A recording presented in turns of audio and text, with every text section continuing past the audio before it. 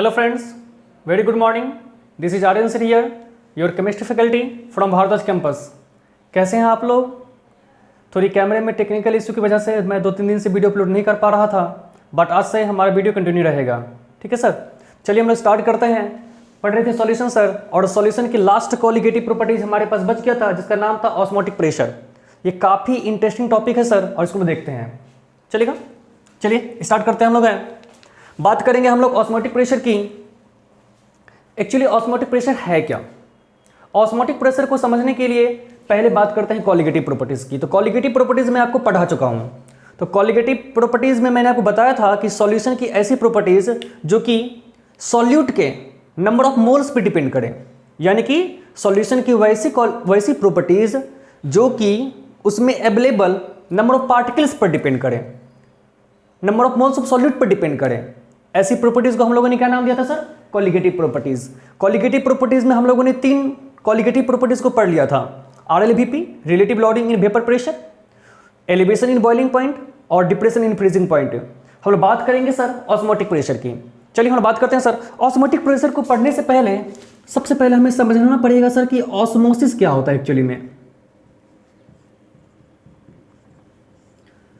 चलिए हम लोग समझते हैं सर ऑस्मोसिस को. ऑस्मोसिस को समझने के लिए हमने क्या किया सर, थोड़े से एग्जाम्पल की बात की. हमने किया क्या, आप रेजिन को जानते होंगे, इसे किशमिश का दाना सर. हमने सर क्या किया, रेजिन को प्लेस्ड कर दिया.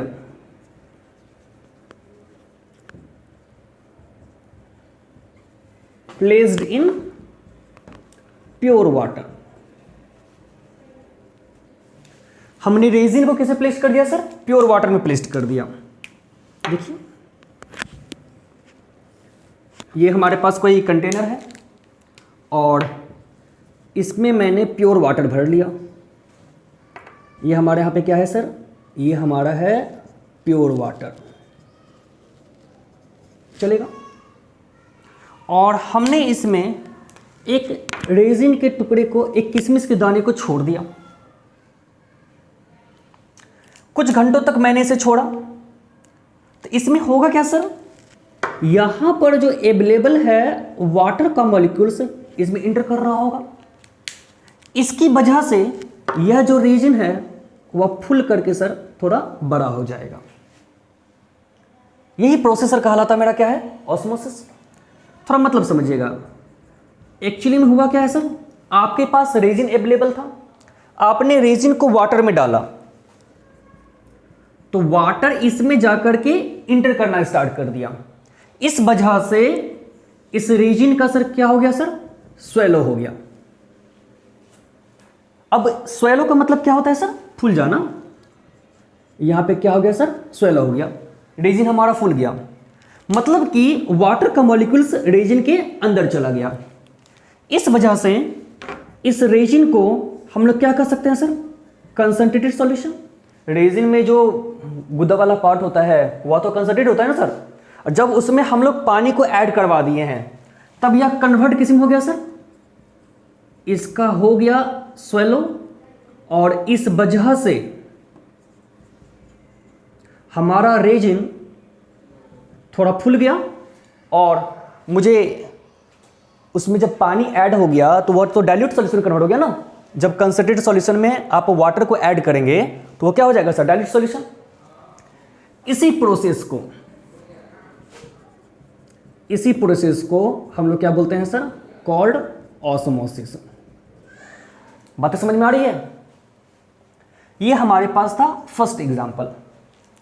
अब हम लोग बात क्या करते हैं सर, दूसरी दफा हम लोगों ने क्या किया, इफ दिस, हमने दूसरे केस में क्या किया sir, if this resin is placed in concentrated NaCl solution. हमने क्या किया सर, अब इस फुले हुए रीजन को, फुला हुआ जो मेरे पास रेजिन है उसको मैंने कंसंट्रेटेड NaCl सॉल्यूशन में डाल दिया। हमने क्या किया सर,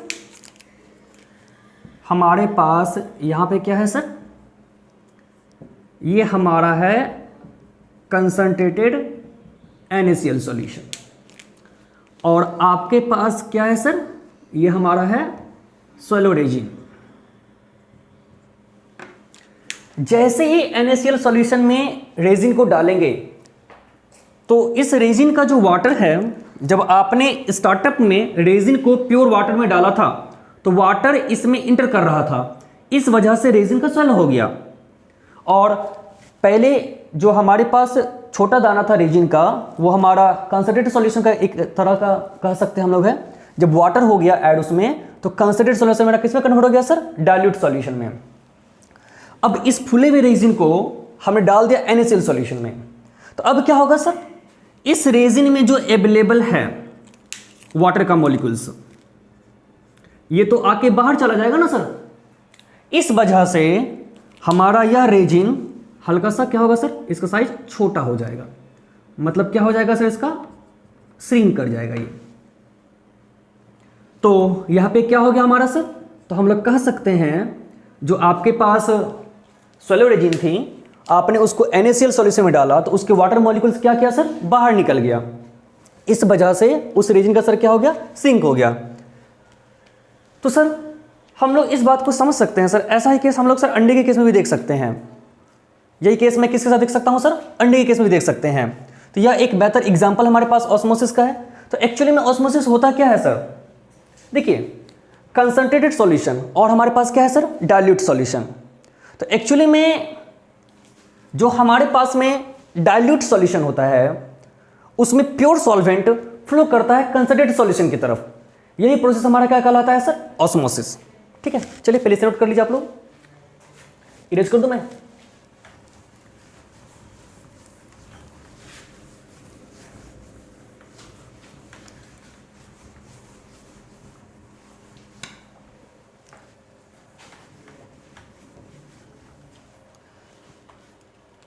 चलिए बच्चा, तो देखते हैं सर हम लोग।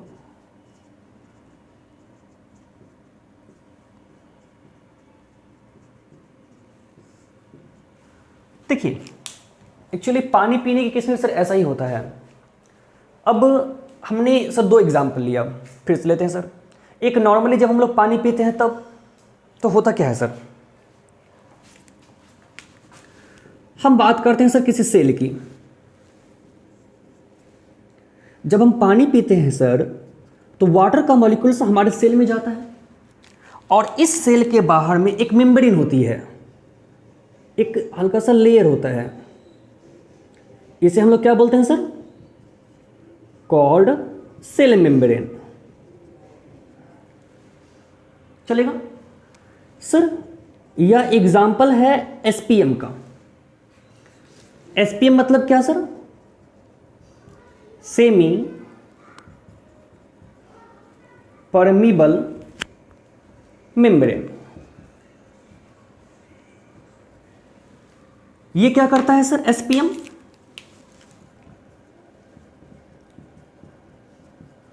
It allows to flow of only solvent. SPM के थ्रू सिर्फ और सिर्फ प्योर सॉल्वेंट ही पास कर सकता है। तो जब हम पानी पीते हैं, हमारे पास जो सेल होता है उस सेल के बाहर एक चमड़ी होता है सर, इसे हम लोग सेल मेम्ब्रेन बोलते हैं। यह एक एग्जांपल है सर SPM का। SPM मतलब क्या सर, सेमी परमीबल मेम्ब्रेन। यह जो SPM होता है यह सिर्फ और सिर्फ प्योर सॉल्वेंट को ही अपने में से इंटर करने की इजाजत देता है सर। इसमें सॉल्यूट पार्टिकल नहीं जा पाता है, इस मेम्ब्रेन से होकर के सॉल्यूट पार्टिकल पास नहीं कर पाता है। जब हम किसी बंदे को अगर समुद्र में रख दें तो वहां पे हमारा क्या है सर, कंसंट्रेटेड NaCl सॉल्यूशन हमारे पास में है, वहां पे है ना सर NaCl सॉल्यूशन। वो बंदा को अगर समुद्र में रख दें तो क्या होगा सर, वो बंदा मर जाएगा, प्यास से ही मर जाएगा। मतलब है वो समुद्र में बट वो पानी नहीं पी सकता है। ऐसा क्यों, अगर वो पानी पीता है तो प्यास से मर जाएगा। जैसे ही हम लोग NaCl सॉल्यूशन को उस बंदे को हमने जिसे समुद्र में रख दिया सर, तो वह अगर समुद्र का पानी पिया तो उसने क्या पिया सर, NaCl सॉल्यूशन को अपने में ले लिया। तो NaCl सॉल्यूशन लेने से क्या हो जाएगा सर, अब हमारा जो बॉडी का जो वाटर है वह बाहर निकलना स्टार्ट कर जाएगा। हमारे पास भी तो एसपीएम होती है ना, वह बाहर निकलना हो जाएगा। तो एक्चुअली वो समुद्र में रह करके अगर समुद्र का पानी पीता है तो प्यास से मर जाएगा, ज़्यादा से ज़्यादा पानी के मॉलिक्यूल्स बाहर निकलना स्टार्ट कर जाएगा। सर बातें समझ में आ रही है? चलिए हम लोग इसी बात को समझ रहे थे। तो एक्चुअली यही सब प्रोसेस क्या कहलाता है सर, ऑस्मोसिस कहलाता है। तो हम लोग बातें करते हैं थोड़ी सी ऑस्मोसिस की, और मैं इसका डिफिनेशन लिखाना चाहता हूं। तो ऑस्मोसिस होता क्या है सर? एक्चुअली में ऑस्मोसिस जो हमारा है एक स्पॉन्टेनियस प्रोसेस है सर। कैसा प्रोसेस हमारा है सर? ये एक स्पॉन्टेनियस प्रोसेस है। इसमें प्योर सॉल्वेंट के जो पार्टिकल्स होते हैं वह फ्लो करता है, किसे? एसपीएम के थ्रू से। और किधर से किधर सर? डाइल्यूट सॉल्यूशन से कंसंट्रेटेड सॉल्यूशन की तरफ। ऑस्मोसिस में हमेशा फ्लो होती है प्योर सॉल्वेंट की डाइल्यूट सॉल्यूशन से कंसंट्रेटेड सॉल्यूशन की तरफ। थोड़ा मतलब समझिएगा, समझते हैं सर। हम लोगों ने क्या किया सर, यहां पर मैंने एक कंटेनर लिया और इसे बीच से यहां पे मैंने क्या लगा दिया सर, एसपीएम। ये हमारा क्या है सर, एसपीएम है। एक तरफ हमने भरा डाइल्यूट सॉल्यूशन, यहां पे हमारा क्या है सर, डाइल्यूट सॉल्यूशन है। और इधर हम लोगों ने क्या भर लिया, कंसंट्रेटेड सॉल्यूशन।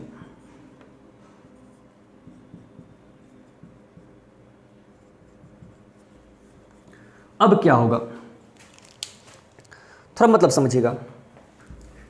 इस डाइल्यूट सॉल्यूशन में से जो वाटर के मॉलिक्यूल्स होंगे या प्योर सॉल्वेंट के पार्टिकल्स होंगे, इस डाइल्यूट सॉल्यूशन में भी क्या होगा सर, सॉल्यूट होगा। और क्या होगा सर, सॉल्वेंट। कंसंट्रेटेड सॉल्यूशन में भी क्या होगा सर, सॉल्यूट होगा। और क्या होगा सर, सॉल्वेंट के पार्टिकल्स होंगे। हम लोग जानते हैं कि सॉल्वेंट का जो पार्टिकल्स है वह क्या होता है सर, छोटा। और जो सॉल्यूट के पार्टिकल्स होते हैं उनकी साइज थोड़ी सी क्या हो जाती है सर, बड़ी हो जाती है। तो यहां पर जो अवेलेबल होगा, सॉल्यूट के पार्टिकल्स भी होंगे और सॉल्वेंट के भी पार्टिकल्स होंगे। तो सर मैंने सॉल्वेंट की पार्टिकल की साइज छोटी होती है सर, और सॉलिड की पार्टिकल क्या होती है सर, सॉल्वेंट के रिस्पेक्ट में थोड़ी सी बड़ी होती है। तो यहां पर सर ये सॉलिड के पार्टिकल्स, ये सॉल्वेंट का पार्टिकल सर, इस तरीके से।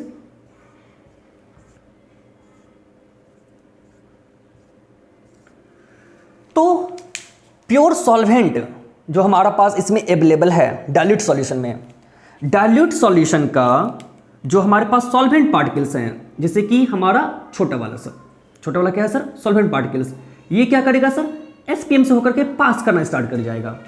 इसी प्रोसेस को हम लोग सर क्या बोलते हैं सर, ऑस्मोसिस बोलते हैं। इसे हम लोग क्या बोलते हैं सर, ऑस्मोसिस बोलते हैं। इस तरीके से तो कंसंट्रेटेड सॉल्यूशन का तो लेयर बढ़ता जाएगा ना। इस तरीके से हम लोग क्या देखेंगे सर, कंसंट्रेटेड सॉल्यूशन का लेयर बढ़ता चला जाएगा।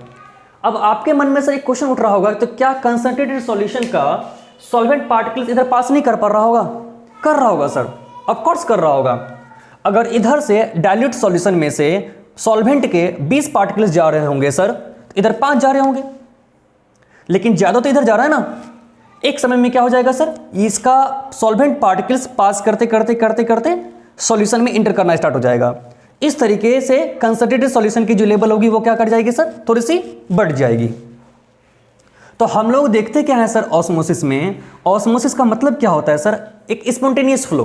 चूंकि यह फ्लो तो अपने आप होती है, तो सर प्योर सॉल्वेंट पार्टिकल्स का एसपीएम के थ्रू डाइल्यूट सॉल्यूशन से कंसंट्रेटेड सॉल्यूशन की तरफ पास करना ही क्या कहलाता है सर, ऑस्मोसिस। मैं इसका डिफिनेशन लिखाऊं, तो हम लोग इसका डिफिनेशन क्या लिखेंगे सर,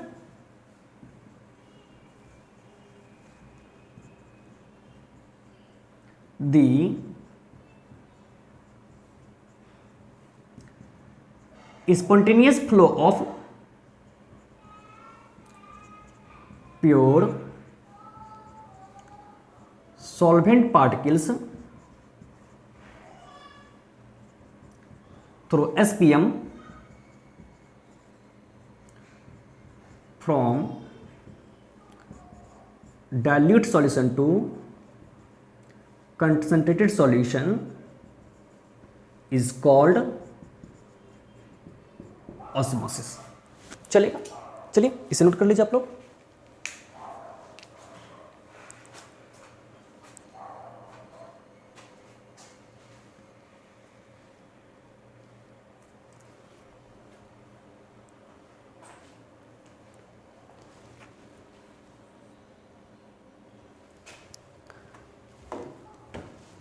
तो बच्चा लोग मैं इरेज कर दूं।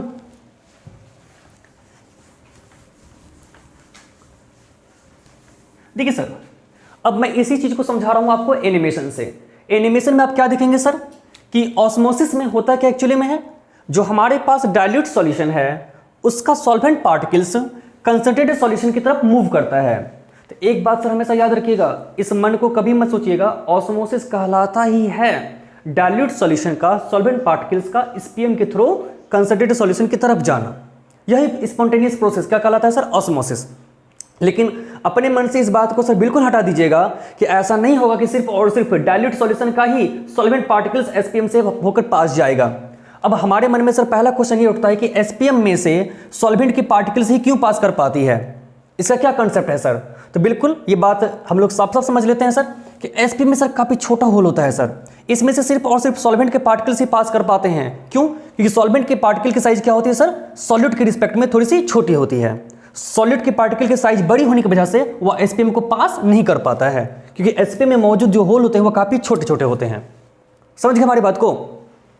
लेकिन ऑस्मोसिस में ऑस्मोसिस कहलाता है spontaneous flow of solvent particles through SPM from dilute solution to concentrated solution. But इसका यह मतलब नहीं है सर कि सिर्फ और सिर्फ डाइल्यूट सॉल्यूशन का ही सॉल्वेंट पार्टिकल्स कंसंट्रेटेड सॉल्यूशन की तरफ जाएगा, कंसंट्रेटेड सॉल्यूशन का भी सॉल्वेंट पार्टिकल्स इधर की तरफ मूव करेगा। बट हम लोग सर डिफिनेशन में उसको कंसीडर नहीं करते हैं। तो सर एक्चुअली होता क्या है, डाइल्यूट सॉल्यूशन की सॉल्वेंट पार्टिकल्स इधर की तरफ ज्यादा मूव करेगी। एक समय ऐसा आ जाएगा सर कि दोनों इक्विलिब्रियम में आ जाएगी, बट इक्विलिब्रियम आते आते सर इसकी लेवल घट जाएगी और इसकी लेवल क्या हो जाएगी सर, बढ़ जाएगी। पहले 20 आ रहा होगा, फिर 10, फिर 5, धीरे धीरे बराबर सर। बट इनकी सॉल्वेंट पार्टिकल्स तो सर इसमें ज्यादा इंटर कर गया ना, समझ गए। चलिए इधर मैं इरेज करता हूं सर, और हम लोग अब समझेंगे सर ऑस्मोटिक प्रेशर को। पहले थोड़ा हम लोग एनिमेशन देख लेते हैं, ठीक है।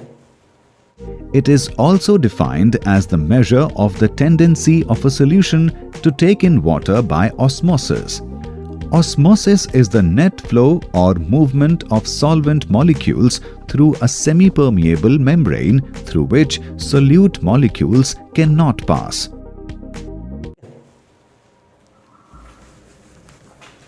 चलिए बच्चा लोग, आई थिंक आपको एनिमेशन से ज़्यादा अच्छे समझ में आएगा ऑस्मोसिस। हम लोग बातें करते अब हैं ऑस्मोटिक प्रेशर की।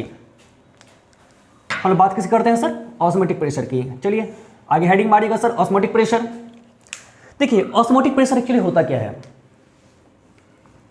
हम लोग फिर से यहां पे थोड़ा सा उसी फिगर को वापस से रिपीट करते हैं। ये हमारे पास क्या है सर, ये हमारे पास है सर एसपीएम। हमने एक तरफ भरा डाइल्यूट सॉल्यूशन, इधर मैंने क्या भर लिया सर, डाइल्यूट सॉल्यूशन, और इधर मैंने क्या भरा sir, concentrated solution. Concentrated solution, ये बात तो सर यहां पे हम लोग साफ साफ समझ सकते हैं कि यहां पर तो सॉल्वेंट पार्टिकल्स तो इधर जा रहा होगा, और इसी प्रोसेस को हम लोग क्या बोलेंगे सर, ऑस्मोसिस। ये जो है ये हमारा क्या है सर, ये सॉल्वेंट पार्टिकल्स। डाइल्यूट सॉल्यूशन में तो सॉल्यूट और सॉल्वेंट दोनों होंगे सर, यहां पर सॉल्यूट भी अवेलेबल होगा, मैं ऐसा नहीं कहता सर यहां पे सॉल्यूट अवेलेबल नहीं होगा, बट प्योर सॉल्वेंट तो इधर जा रहा होगा सर। इस वजह से सर इसकी लेवल तो बढ़ रही होगी, लेवल तो बढ़ रही होगी ना, बिल्कुल बढ़ रही होगी सर। हम लोगों ने क्या किया सर, कंसंट्रेटेड सॉल्यूशन की तरफ मैंने एक प्रेशर लगाना स्टार्ट कर दिया, एक पिस्टन मैंने लगा दिया सर।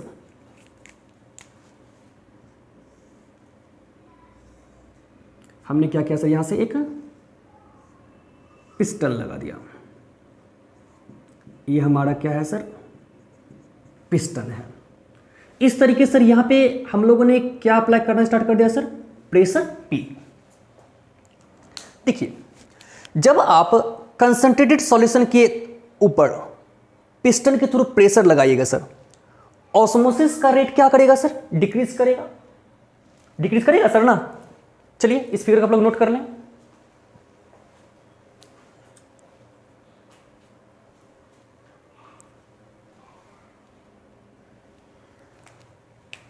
तो हम लोग सर यहां पे लिख सकते हैं, if pressure is applied over concentrated solution, then क्या होगा सर? ऑस्मोसिस क्या करेगा सर? डिक्रीज करेगा। Osmosis decreases. जैसे जैसे हम लोग इस पिस्टन पे प्रेशर की वैल्यू बढ़ाते जाएंगे, ऑस्मोसिस घटते घटते सर एक वक्त तो स्टॉप हो जाएगा सर। तो सर जिस प्रेशर पर ऑस्मोसिस स्टॉप कर जाए उसी प्रेशर को हम लोग क्या बोलते हैं सर? Osmotic pressure. जाहिर सी बात है सर, कंसंट्रेटेड सॉल्यूशन की तरफ से अगर हम लोग प्रेशर लगाना स्टार्ट करेंगे तो ऑस्मोसिस क्या होगा सर? डिक्रीज करेगा।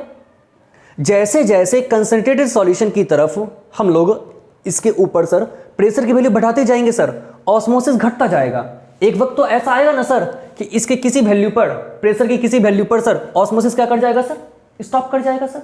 तो उस प्रेशर को, किस प्रेशर पर? यहां पर लगाए हुए अप्लाइड प्रेशर पर, जिस अप्लाइड प्रेशर पर ऑस्मोसिस स्टॉप कर जाए उसी अप्लाइड प्रेशर को हम लोग क्या बोलेंगे सर? Osmotic pressure. फिर समझ लीजिएगा सर, ऑस्मोटिक प्रेशर किसको बोलते हैं sir? At pressure where osmosis is stop called osmotic pressure. जिस अप्लाइड प्रेशर के वैल्यू के लिए ऑस्मोसिस स्टॉप कर जाए उसे हम लोग क्या बोलते हैं सर? Osmotic pressure. तो मैं यहां पे लिख रहा हूं, at pressure where osmosis is stop are called osmotic pressure। इसको हम लोग रिप्रेजेंट किस चीज से करते हैं सर? तो एक बात याद रखिएगा sir, it is represented by pi. किस नोट करते हैं सर? पाई। तो इसका मतलब हम लोग कह सकते हैं, यहां पर मैं नोट में करके लिख रहा हूं, इस अप्लाइड प्रेशर P की वैल्यू पाई पर ऑस्मोसिस क्या कर जाएगा सर? स्टॉप कर जाएगा। और इसी अप्लाइड प्रेशर को, इसे हम लोग क्या बोलेंगे सर? Osmotic pressure. समझ गए? तो सर ये आपने सर क्या किया है सर? यहां मेरा क्या है सर? ये अप्लाइड प्रेशर है। अब ऊपर से प्रेशर लगा रहे हैं ना सर, ये हमारा क्या है सर? Applied pressure. तो बच्चा लोग मैं यहां पे लिख सकता हूं सर, न्यूमेरिकली हम लोग क्या समझते हैं सर? अप्लाइड प्रेशर जो हमारा है वह किसके बराबर है सर? ऑस्मोटिक प्रेशर के बराबर है। और इस अप्लाइड प्रेशर यानी कि ऑस्मोटिक प्रेशर के लिए हमारा ऑस्मोसिस क्या कर गया था सर? स्टॉप कर गया था। चलेगा? चलिए इसको नोट कर लीजिए आप लोग। इरेज करो मैं इधर। तो बच्चा लोग थोड़ा भाई एक बात समझिएगा, हम लोग अब पढ़ना चाहते हैं सर रिवर्स ऑस्मोसिस। ठीक है सर? तो मैं इसी कंसेप्ट से आपको मैं समझना चाहता हूं सर, समझाना चाहता हूं कि रिवर्स ऑस्मोसिस क्या होता है। तो बच्चा लोग अब आगे हेडिंग आप लोग मारेंगे रिवर्स ऑस्मोसिस। इसे हम लोग सर आरओ कंसेप्ट भी बोलते हैं। तो हम लोग जानते हैं जब वाटर प्यूरिफायर में सर होता क्या है सर, आरओ कंसेप्ट क्या होता है, इसे हम लोग समझने वाले हैं। ठीक है? तो चलिए बच्चा लोग हम लोग देखते हैं थोड़ा सा है रिवर्स ऑस्मोसिस को। रिवर्स ऑस्मोसिस किसको बोलते हैं? बच्चा लोग एक बात मुझे बताइए, जब यहां पर ऑस्मोसिस स्टॉप कर रहा था, एक्चुअली में ऑस्मोसिस क्या होता है सर? ऑस्मोसिस होता क्या है सर? या तो एक स्पॉन्टेनियस फ्लो है सर, डाइल्यूट सॉल्यूशन से किधर की तरफ सर? कंसंट्रेटेड सॉल्यूशन की तरफ।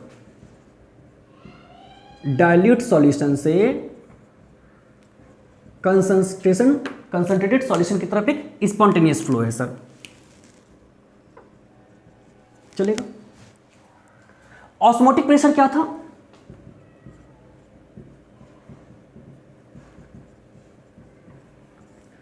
आपने ऑस्मोटिक प्रेशर क्या समझा सर? कि सर यहां पर अप्लाइड प्रेशर, जो प्रेशर आपने क्या किया था सर? अप्लाइड किया था। आपने अप्लाइड प्रेशर की वैल्यू क्या रखी थी सर? P। अब P मतलब क्या सर? P इक्वल टू पाई। आपने अप्लाइड प्रेशर क्या लिया है सर? P। P की वैल्यू जब पाई हो गई थी तब क्या हुआ था सर? ऑस्मोसिस स्टॉप हो गया था। देन ऑस्मोसिस क्या कर गया था सर? स्टॉप कर गया था। तो यही अप्लाइड प्रेशर P की वैल्यू जब पाई हमने रखा, अप्लाइड प्रेशर P की वैल्यू हमने क्या रखा सर? पाई। पाई के लिए ऑस्मोसिस स्टॉप कर गया था। तो यही अप्लाइड प्रेशर क्या कहला रहा था मेरा सर? Osmotic pressure. तो इसे हमने क्या कहा था सर? Called osmotic pressure. अब आप में समझाइए, जब हम लोग अप्लाइड प्रेशर की वैल्यू, जो प्रेशर आप अप्लाइड कर रहे हैं, इसकी वैल्यू, इसे मैंने क्या माना? P। इसकी वैल्यू मैं पाई से ज्यादा रख दूं, ऑस्मोटिक प्रेशर से मैं ज्यादा रख दूं, आप जो P अप्लाई कर रहे हैं इसकी वैल्यू मैं अगर पाई से ज्यादा कर दूं तो क्या होगा सर? यहां का जो सॉल्वेंट पार्टिकल्स अब हैं, जो सॉल्वेंट पार्टिकल्स हैं, इधर की तरफ मूव करना स्टार्ट कर देगा। अरे भाई, ये हमारा है कंसंट्रेटेड सॉल्यूशन। जब इधर आप ज्यादा प्रेशर लगाओगे, तो आप पहले प्रेशर लगा रहे थे, ऑस्मोसिस हो रहा था। ऑस्मोसिस मतलब क्या सर? डाइल्यूट सॉल्यूशन की सॉल्वेंट पार्टिकल्स का फ्लो कंसंट्रेटेड सॉल्यूशन की तरफ हो रहा था। प्रेशर लगाया तो इधर से इधर की तरफ फ्लो घटा, ज्यादा प्रेशर लगाया सर, घट के इक्विलिब्रियम पे आ गया। अब इधर से इधर की तरफ फ्लो नहीं हो रहा था, डाइल्यूट से कंसंट्रेटेड सॉल्यूशन की तरफ प्योर सॉल्वेंट का फ्लो बंद हो गया था, यानी कि ऑस्मोसिस स्टॉप हो गया। तो इस प्रेशर को आपने क्या बोला सर? Osmotic pressure. जब आप अप्लाइड प्रेशर की वैल्यू ऑस्मोटिक प्रेशर से ज्यादा रखेंगे तो क्या होगा सर? अब इधर की जो सॉल्वेंट पार्टिकल्स है ऑफ कोर्स डाइल्यूट सॉल्यूशन की तरफ भागेगी सर। ऑस्मोसिस का मतलब क्या होता है sir? Dilute to concentrated solution.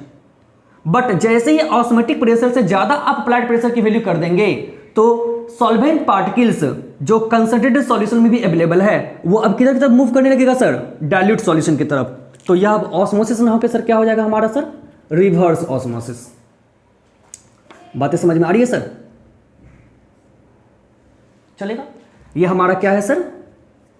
Solvent particles.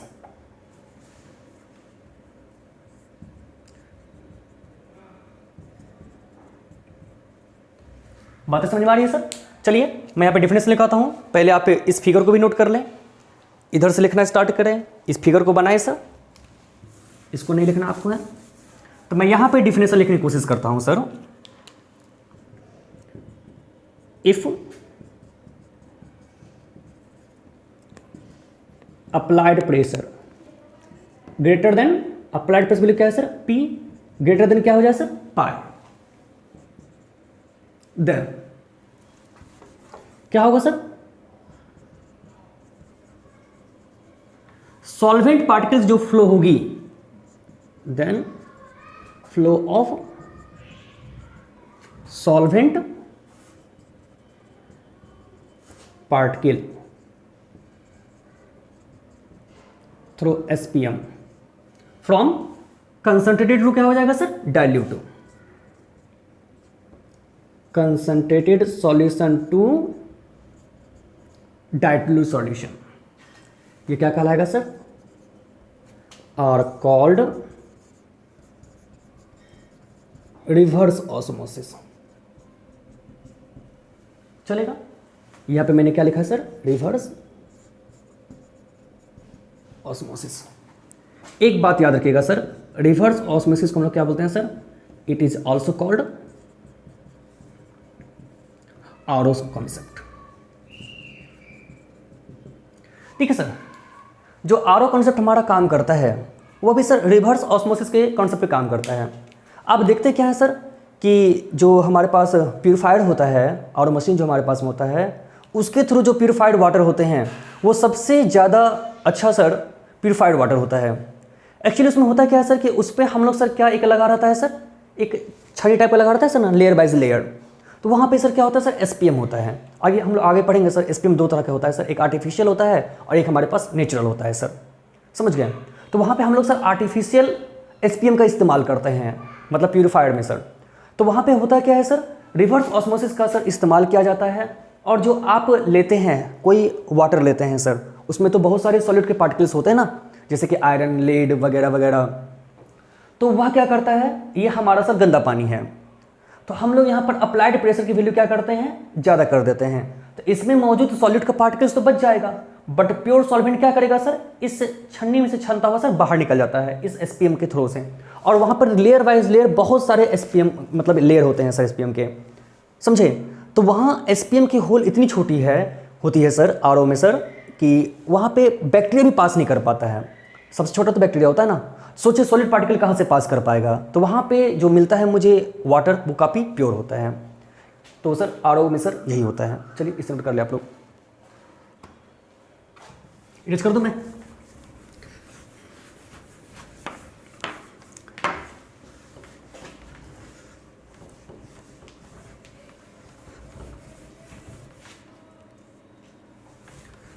ठीक है बच्चा लोग, हम लोग ऑस्मोटिक प्रेशर को समझने के लिए सर थोड़ा एक और हम लोग देखते हैं सर, थोड़ा हम लोग बात करते हैं सर एक और एग्जाम्पल की। हम लोगों ने क्या किया सर, एक कंटेनर लिया और हमने यहाँ पे वाटर भर लिया। ये हमारे यहाँ पे क्या भरा हुआ है सर,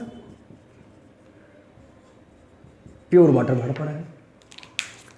और हमने यहाँ पे सर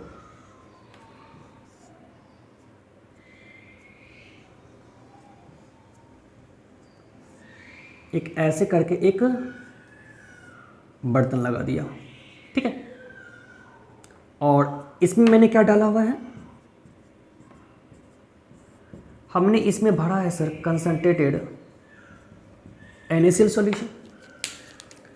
प्योर वाटर तो मेरा एक एग्जांपल किसका है सर, डाइल्यूट सॉल्यूशन का। और NaCl सॉल्यूशन जो हमारा है वह किसका एग्जांपल मेरा हो गया है सर, कंसंट्रेटेड सॉल्यूशन का। तो जाहिर सी बात है सर, और ये जो हमारे पास में ये जो आपका बर्तन है, ये आपका क्या है sir, SPM, semi permeable membrane.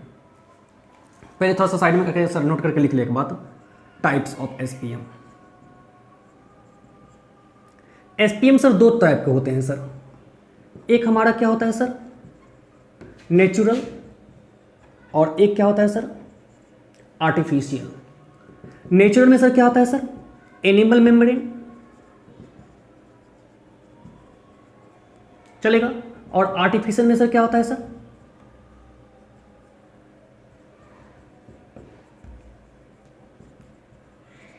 यहां मैंने सर Cu लिखा है सर, Cu2FeCN का होल 6। ये आर्टिफिशियल हमारा SPM का एग्जाम्पल है, समझ गए, पहले उसे नोट कर लें।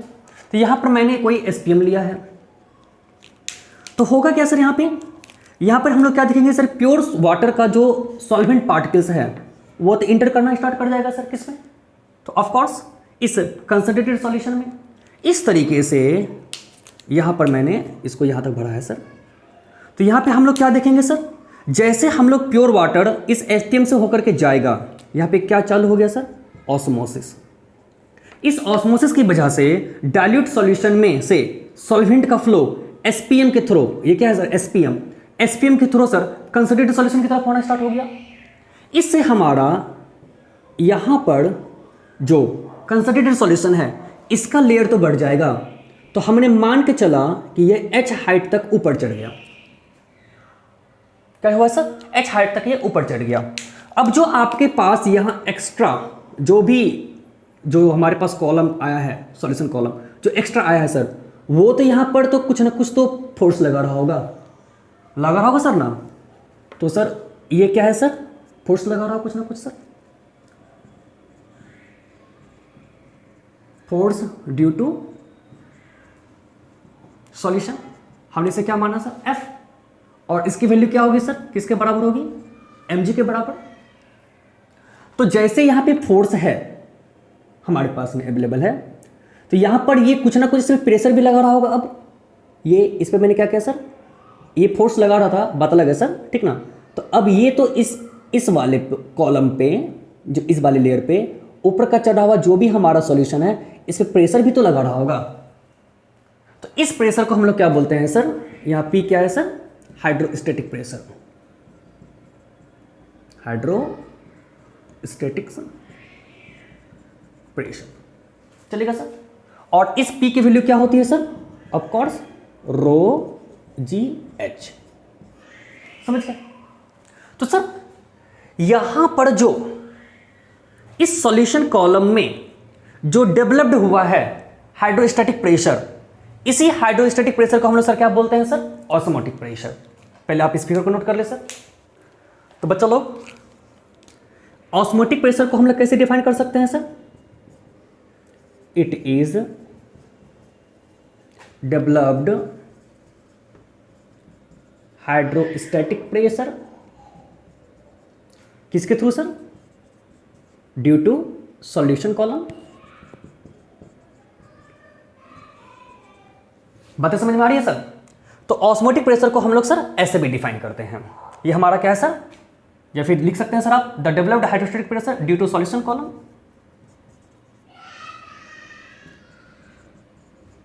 इज कॉल्ड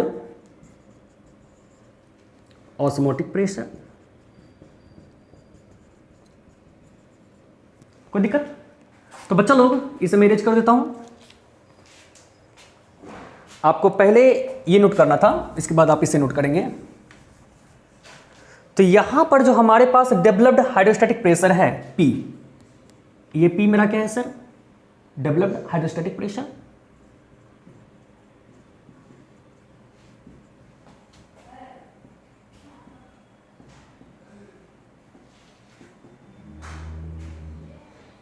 यही मेरा क्या होगा सर, किसके बराबर होगा, ऑस्मोटिक प्रेशर के बराबर। और इसे हम लोग किसे नोट करते हैं सर, पाई से। बात समझ में आ रही है? चलिए इसे नोट कर ले।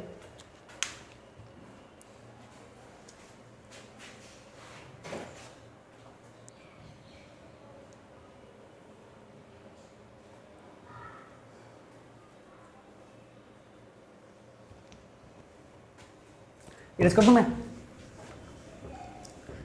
चलिए सर, थोड़ा हम लोग फॉर्मूला जानना चाह रहे हैं ऑस्मोटिक प्रेशर का, ठीक है। तो बच्चा लोग एक बात याद रखिएगा, हम लोग न्यूमेरिकल कंसेप्ट पढ़ना चाह रहे हैं। न्यूमेरिकली सर पाई कंसंट्रेशन क्या होता है सर, डायरेक्टली प्रोपोर्शनल।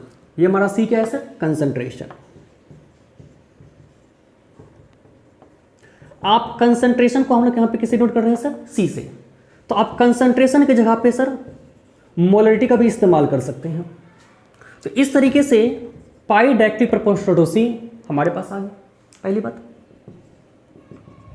दूसरा कंसेप्ट, ये टेम्परेचर के साथ डायरेक्टली प्रोपोर्शनल होता है। इसे मैंने किसे नोट किया सर, टी से, चलेगा सर। ये दूसरा, इस तरीके से हम लोग लिख सकते हैं sir, from equation 1 and 2 pi directly proportional to क्या सर, सी टी। अच्छा, टेम्परेचर बढ़ने से ऑस्मोटिक प्रेशर कैसे बढ़ जाता है सर? ऑफ कोर्स टेम्परेचर को इंक्रीज करेंगे सर तो मॉलिक्यूल्स का काइनेटिक एनर्जी भी तो इंक्रीज करेगा। तो इस वजह से हमारा सर ऑस्मोटिक प्रेशर भी क्या कर जाएगा, इंक्रीज कर जाएगा। ये हमारे पास आ गया डायरेक्टली प्रोपोर्शनल। अब प्रोपोर्शनल को तोड़ने के लिए हमने क्या किया सर, एक कांस्टेंट लगाया। क्या लगाया सर, कांस्टेंट। और यहां पे क्या है सर, सी टी। इस कांस्टेंट को हम लोग क्या बोलते हैं sir, called ideal solution constant. और इसको डिनोट किससे करते हैं sir, and it is denoted by S. यहां पे मैंने क्या लिखा है सर, एस लिखा है सर। इस तरीके से हम लोग पाई इक्वल टू यहां पे क्या लिख सकते हैं सर, सी कांस्टेंट की जगह पे मैंने क्या लिखा सर, एस इंटू सी और टी तो पहले से था हमारे पास,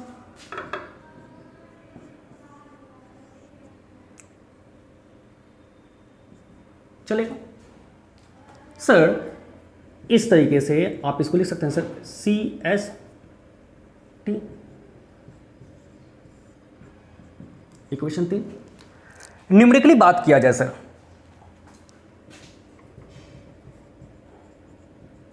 एट न्यूमेरिकल वैल्यू एस जो होता है वो आर के बराबर होता है। यहां पे आर क्या है सर, आइडियल गैस कांस्टेंट। इस तरीके से हम लोग एस की जगह पे क्या पुट कर सकते हैं सर, आर। तो पाई इक्वल टू फॉर्मूला क्या हो जाता है सर, सी आर टी। इसको तो आप लोग जानते ही सर हैं, ये हमारा इंपॉर्टेंट है सर। हियर पाई हमारा क्या है सर, ऑस्मोटिक प्रेशर। हमारा सी क्या है सर, कंसंट्रेशन ऑफ सॉल्यूशन। आपका आर क्या है sir, ideal gas constant. T हमारा क्या है सर, टेम्परेचर। चलेगा, चलिए इसको नोट कर लीजिए आप लोग।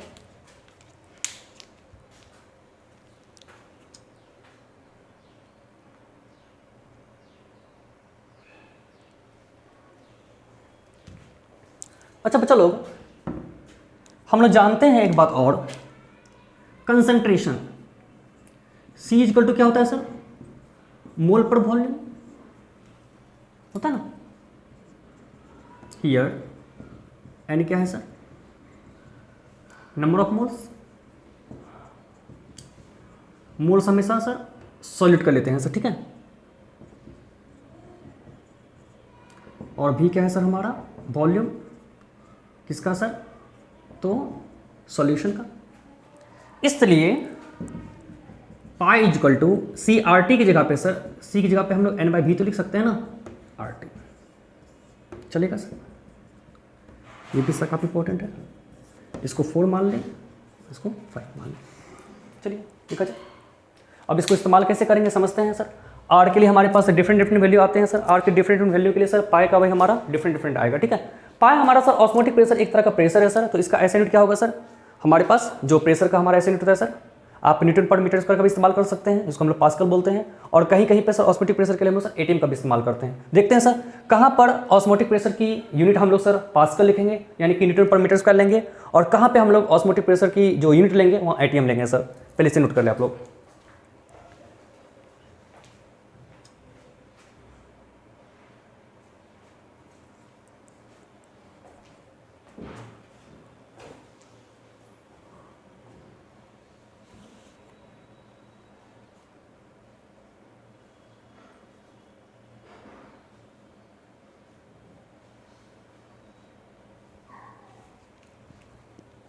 इरेज कर दूं मैं,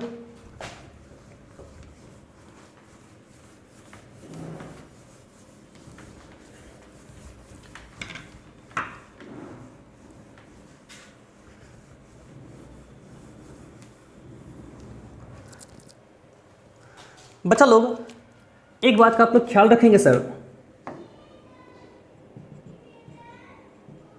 फॉर आर, आर के लिए हमारे पास में 2 केस आएंगे। एक सर आपने पहले फॉर्मूला क्या लिखा है sir, pi equal to C R T, C की जगह पे sir n by V R T. हम लोग न्यूमेरिकल कैसे बनाएंगे, पहली बात आर की वैल्यू सर हम लोग क्या ले सकते हैं सर, 8.314 जूल पर मोल पर केल्विन। इस समय जो आप वॉल्यूम लेंगे वह किस में होगा सर, मीटर क्यूब में। और 1 मीटर क्यूब किसके बराबर होता है सर, 1000 लीटर के बराबर होता है। इस तरीके से। और आप टेम्परेचर किस में लेंगे सर, टेम्परेचर ऑलवेज केल्विन में होता है। तब यहां पर जो हमारे पास पाई आएगा वो पाई किस में आएगा सर, न्यूटन पर मीटर स्क्वायर में, यानी कि पास्कल के टर्म में आएगा। दूसरी बात सर, इस आर के जगह पे सर आप 8/314 को सर न्यूमेरिकली सॉल्व करने के लिए इसे हम लोग किसके बराबर लेते हैं सर, 25/3 के बराबर। ठीक है, ये क्या है सर, जूल पर मोल पर केल्विन। दूसरी वाली बात, आर की वैल्यू अगर आपको क्वेश्चन में 0.0821 एटीएम लीटर पर मोल पर केल्विन नजर आ जाए, किस में जाए सर, थोड़ा ऊपर हो गया है। अगर आर की वैल्यू आपको 0.0821 एटीएम लीटर पर मोल पर केल्विन नजर आए, तब जो है वॉल्यूम होगा सर वो किस में होगा सर, ऑफ कोर्स लीटर में, और टेम्परेचर किस में लेंगे सर, केल्विन में। तब यहाँ पर जो पाई आएगी ऑस्मोटिक प्रेशर, वो हमेशा किस में आएगा सर, एटीएम में चलेगा। और 0.0821 को न्यूमेरिकली आसान करने के लिए 1/12 लिया जाता है सर। ठीक है, एटीएम लीटर पर मोल पर केल्विन चलेगा। चलिए सर, और एक एटीएम किसके बराबर होता है सर, 1.01 इंटू 10⁵ न्यूटन पर मीटर स्क्वायर, और एक बार किसके बराबर होता है सर, 1 न्यूटन पर मीटर स्क्वायर, 1 पास्कल होता है सर ना, तो 10⁵ पास्कल। चलिए, ये सब हम लोग न्यूमेरिकल में सॉल्व करने के लिए इस्तेमाल करेंगे सर। इस बात को याद रखेंगे, अगर आपका जूल पर मोल केल्विन में दिया हुआ है सर, तो 25/3 लेंगे सर, और इसमें वॉल्यूम आप मीटर क्यूब में लें, तब जो हमारा ऑस्मोटिक प्रेशर आएगा सर वो न्यूटन पर मीटर स्क्वायर आएगा। आर के दोनों वैल्यू के लिए सर टेम्परेचर तो हमारा केल्विन में होता है ना। 0.0821 को सॉल्व करने के लिए 1/12 लें, न्यूमेरिकली सॉल्व करने के लिए यहाँ पे वॉल्यूम लीटर में होगा, और पाई किस में आएगा सर, एटीएम में। चलिए इसे नोट कर लीजिए आप लोग। एक एग्जाम्पल से हम लोग बात करते हैं।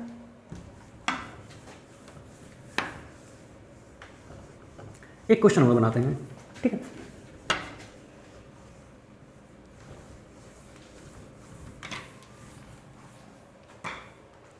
बच्चा लोग, हमने क्या किया sir, 60 gram of urea is dissolved in 2 liter of solution, then calculate pi। आप ऑस्मोटिक प्रेशर निकालिए, ठीक है। तो कैसे इसे हम लोग सॉल्व करेंगे सर, तो पाई इज इक्वल टू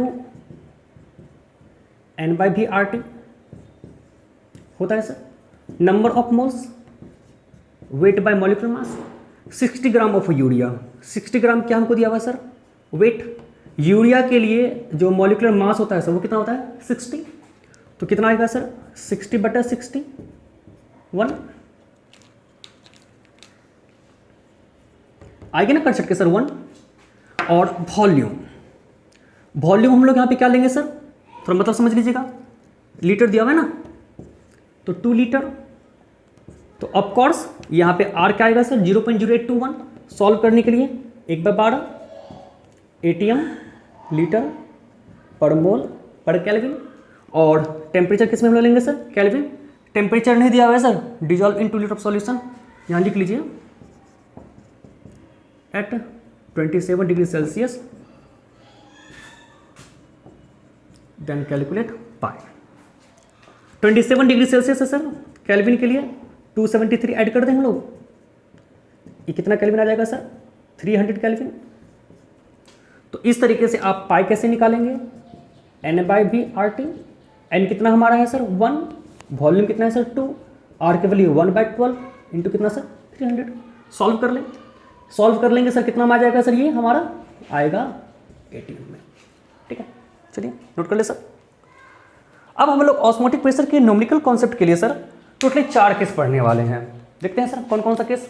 यहाँ से हम लोग, ये सब तो बच्चा वाला चीज़ है सर, अब हम लोग जो पढ़ेंगे सर वो काफ़ी इंपॉर्टेंट होगा सर, और आईटी में सर और नीट में इसके लिए काफ़ी इंपॉर्टेंट क्वेश्चन पूछे जाते हैं, थोड़ा उनको लोग देखते हैं, ठीक है। चलिए इसको नोट कर ले।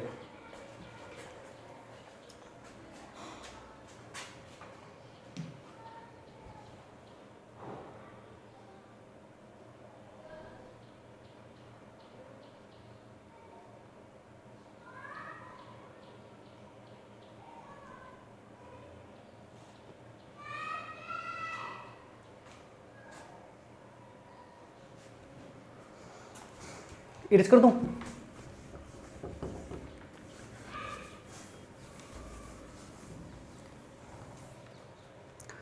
बच्चा लोग केस 1 पढ़ते हैं हम लोग हैं। हमने क्या किया है सर केस में सर? इफ 2 और मोर सॉल्यूट आर प्रेजेंट।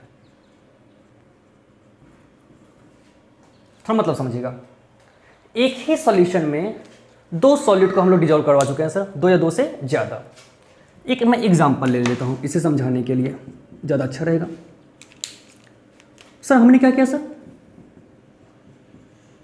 इफ 60 ग्राम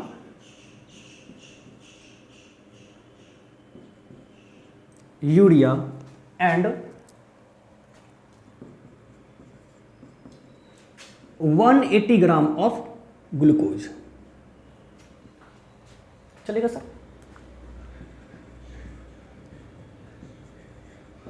और dissolve in 5 litre of solution,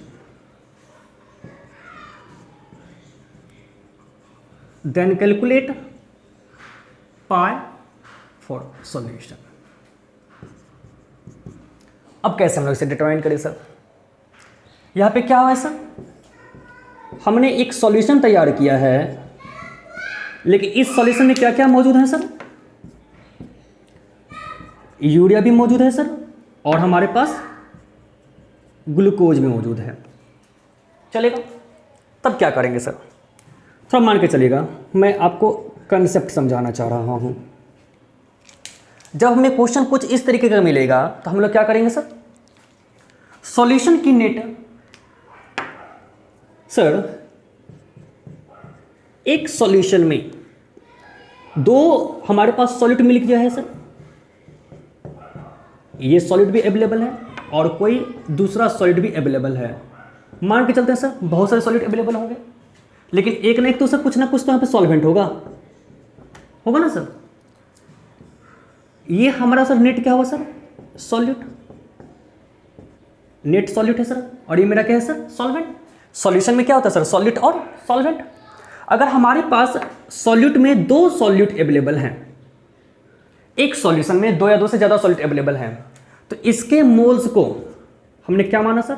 N1, और इसके नंबर ऑफ मोल्स को हमने क्या माना सर? N2।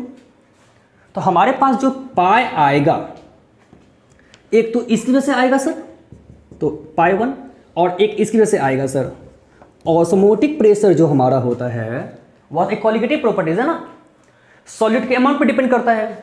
तो यहां पर पहला सॉल्यूट के अमाउंट कुछ और है, तो इसकी वजह से ऑस्मोटिक प्रेशर पाई 1, और दूसरा सॉल्यूट जो हमने लिया यहाँ पे सर NaCl या फिर आपने ग्लूकोज लिया है सर, उसकी वजह से जो आया हमारे पास सर वो हमारा क्या है सर? पाई 2 है सर, चलेगा? तो आप इसको सर या नहीं तो ऐसे भी लिख सकते हैं, पाई इक्वल टू क्या होगा सर? N/V/RT। 1 के लिए सर हम लोग यहाँ पे क्या कर सकते हैं सर?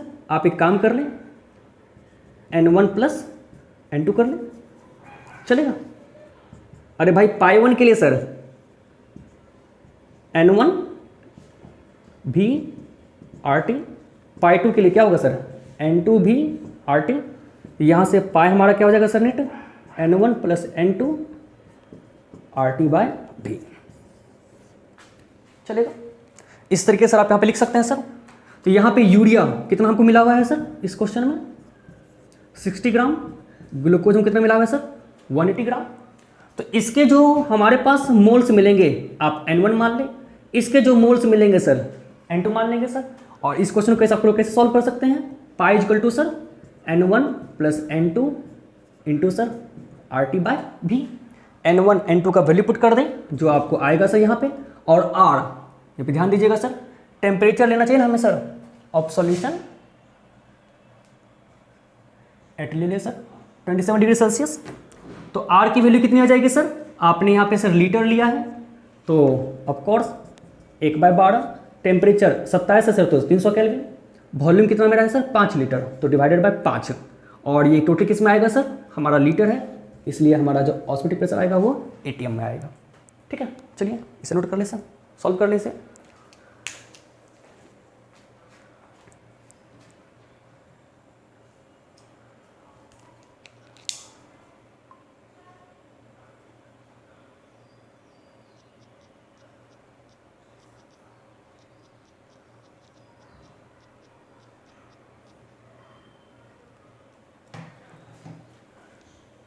तो बच्चा लोग इसकी N1 आपने निकाला, इसका N1 कितना आएगा? यूरिया के लिए मॉलिक्यूलर मास कितना होता है सर? 60। ग्लूकोज के लिए मॉलिक्यूलर मास कितना होता है सर? 180। इसलिए से N1 कितना आएगा? 1, 60/60 1। N2 कितना आएगा सर? 1, ऑफकोर्स 1 + 1। अब तो सॉल्व कर लीजिएगा ना। एज करो मैं अब। चलिए बच्चा लोग, अब हम लोग थोड़ा सा दूसरा कंसेप्ट समझते हैं।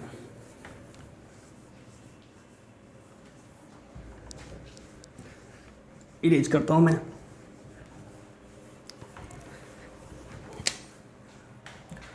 हमने दूसरा केस क्या लिया है? हमने दूसरा केस लिया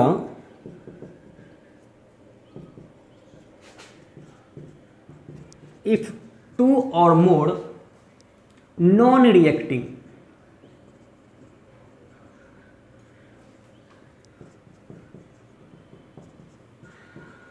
सॉल्यूशन आर मिक्स्ड।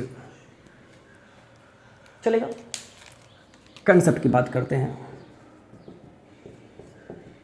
देखिए, हमने सर कोई पहला सॉल्यूशन लिया और कोई सर क्या हमने लिया सर? दूसरा सॉल्यूशन लिया, दोनों को मिक्स कर दिया और हमने सर क्या बनाया सर? कोई फाइनल सॉल्यूशन बना लिया। तो मुझे जानना है सर कि इस सॉल्यूशन जो फाइनल बना उसका ऑस्मोटिक प्रेशर क्या होगा। मतलब समझिएगा, हमने एक कंटेनर लिया है सर, हमने उस कंटेनर में सर मान के चलिए सर ना, आइए ना, एक हम लोग क्वेश्चन समझते हैं। हमने ए कोई सॉल्यूशन लिया, ये हमारा क्या है सर? कोई सॉल्यूशन है। 60 gram urea is dissolved in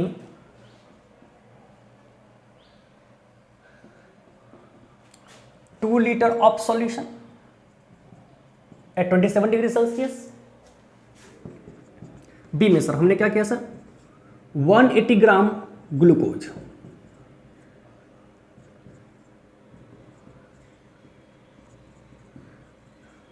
is dissolved in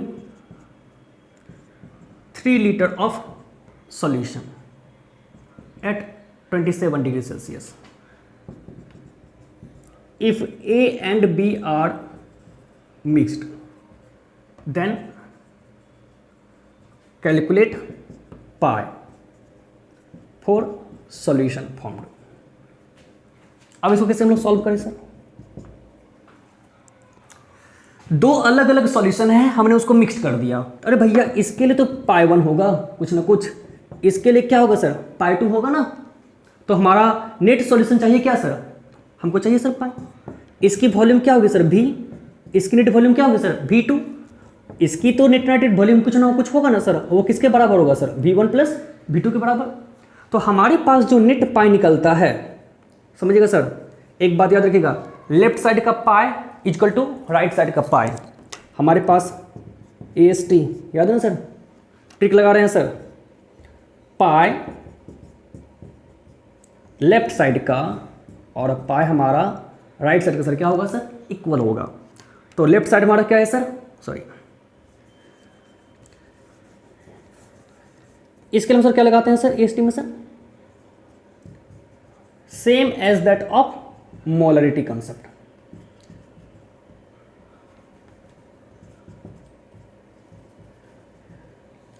वहां पे हम लोग क्या करते थे सर?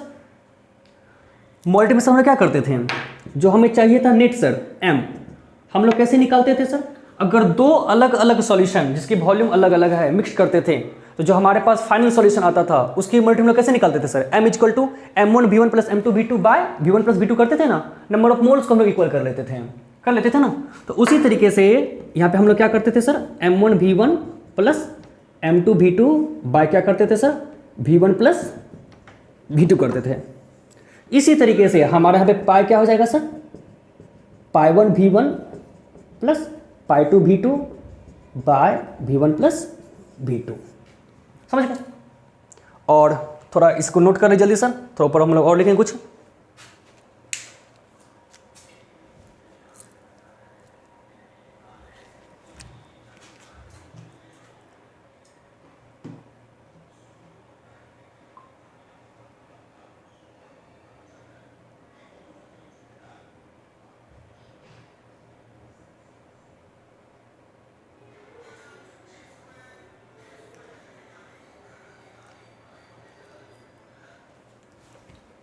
इरेज करो मैं से। आप यहाँ पे क्या लिख सकते हैं सर आगे इसको, पाई इक्वल टू इस पाई 1 के लिए सर, इस पाई 2 के लिए sir n1 plus n2 divided नीचे सर हमारा क्या है v1 प्लस v2। जितने सॉल्यूशन होंगे सर उतना मोल्स और उतने हम लोग वॉल्यूम को सर ऐड करते जाएंगे और यहाँ पे क्या आएगा सर RT। चलेगा, चलिए इसको नोट कर ले। ये हमारा सर क्या है सर फाइनल ट्रिक। देखिए यहाँ पे दोनों सॉल्यूशन एक दूसरे के साथ में रिएक्ट नहीं कर रहा है सर, इसलिए मैंने सर क्या लिखा है सर नॉन रिएक्टिंग। यूरिया का solution glucose solution sir react नहीं करता, समझ गए। तो हमने सर यहाँ पे क्या लिखा है सर, आपने यूरिया सॉल्यूशन को ग्लूकोज सॉल्यूशन में मिक्स कर दिया और एक कोई फाइनल सॉल्यूशन बनाया। इसका मोल क्या आएगा N1, 60 ग्राम यूरिया है sir, of course 60/60 1 mole. Glucose solution की जो मोल आएगी वो क्या आएगी सर 180/180, मोलर मास तो 180 होता है ना सर 1। इसका जो वॉल्यूम हमारे पास में है वो कितना वॉल्यूम है सर 2 लीटर, और इसका वॉल्यूम अपने कितना लिया है सर 3 लीटर। और टेम्परेचर हमारा कितना है सर 27 डिग्री सेल्सियस, तो 27 प्लस 273 कितना आएगा सर 300 केल्विन। आर क्या आएगा सर लीटर में है ना, तो ऑफकोर्स 1/12 और पाई की यूनिट यहाँ पे क्या हो जाएगी सर ATM। चलिए यूनिट निकाल लेते हैं सर, कैसे निकालिएगा, पाई इक्वल टू इस वाले फॉर्मूले पुट कर दीजिए। N1 कितना है सर 1, N2 कितना है सर 1, V1 2, V2 कितना है सर 3, R मेरा 1/12 और T कितना है सर 300 केल्विन। ये किस में हमारा आएगा सर ATM में आंसर। इसको नोट कर ले आप लोग। चलिए बच्चा लोग हम लोग केस 3 की बात करते हैं। ये काफ़ी इंपॉर्टेंट है केस 3।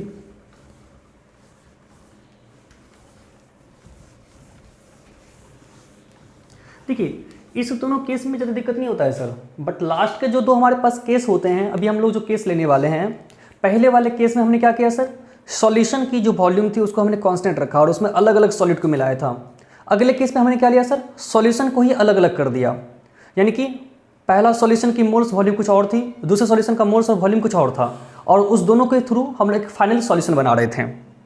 अब जो हमारे पास नेक्स्ट कंसेप्ट हमारे पास आएगा, जो हमारे पास तीसरा केस है, उस दूसरे केस में वो दोनों सॉल्यूशन एक दूसरे से रिएक्ट नहीं कर रहा था, बट इस वाले केस में क्या करेगा सर, वो दोनों सॉल्यूशन एक दूसरे से रिएक्ट करना स्टार्ट कर जाएगा। जैसे एग्जांपल के लिए हम देखते हैं सर, बात करते हैं केस 3 की। यहां पे हम लोग क्या ले रहे हैं sir, if 2 or more reacting solution are mixed, तब क्या होगा,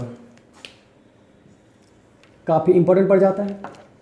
इसको समझने के लिए हम लोग सर एक एग्जाम्पल की बात करते हैं, एग्जाम्पल से समझते हैं।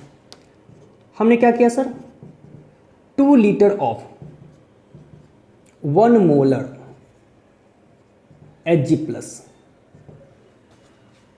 एंड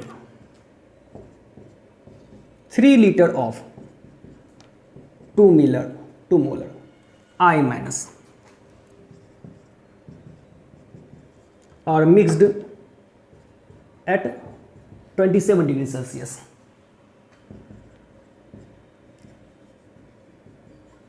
देन कैलकुलेट पाई।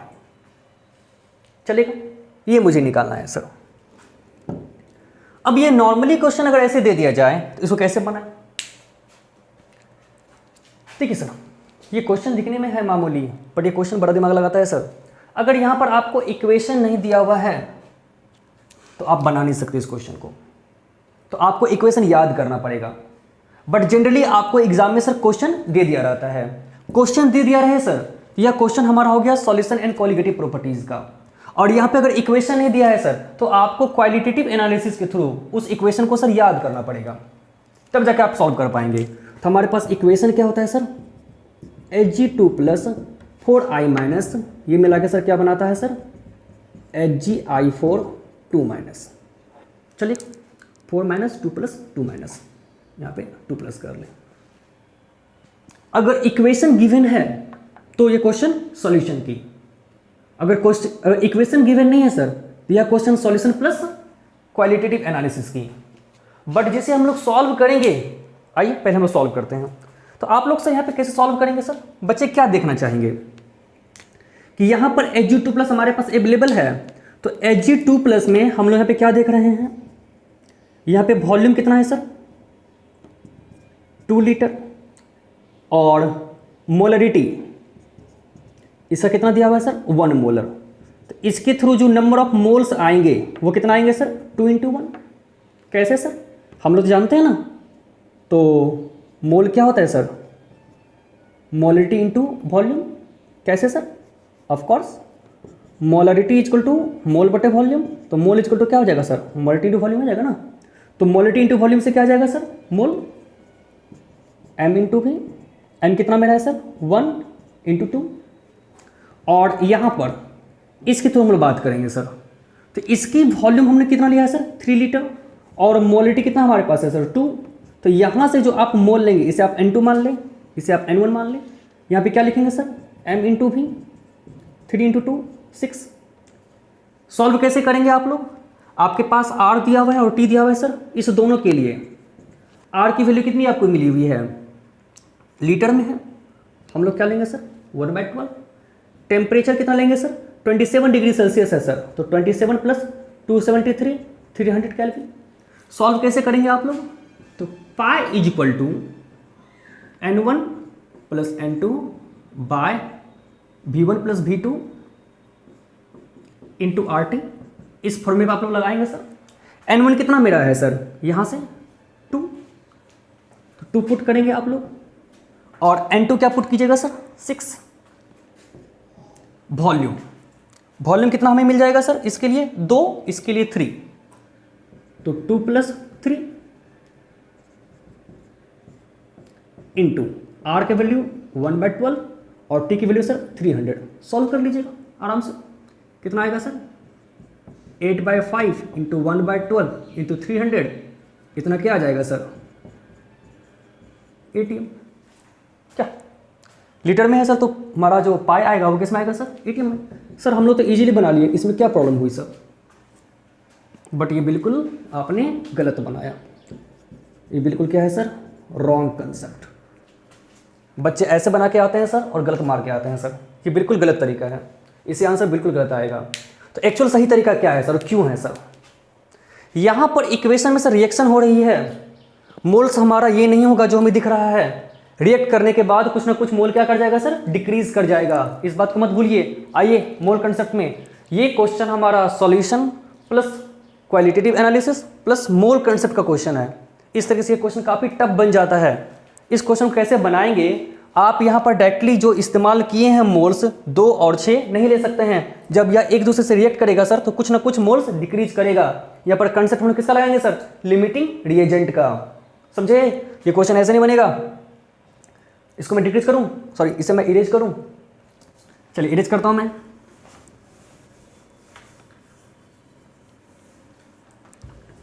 समझते हैं हम लोग हैं।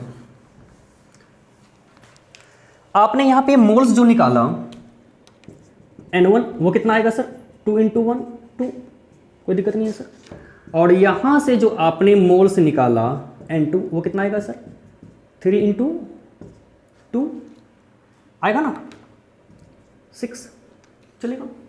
एक हमारे पास 2 मोल है सर, एक हमारे पास कितना है सर 6 मोल। यानी कि मतलब समझिएगा सर, इसका स्टोइकोमेट्रिक कोएफिशिएंट कितना है सर 1, इसका 4, और यहाँ पे कितना मेरा है सर 1।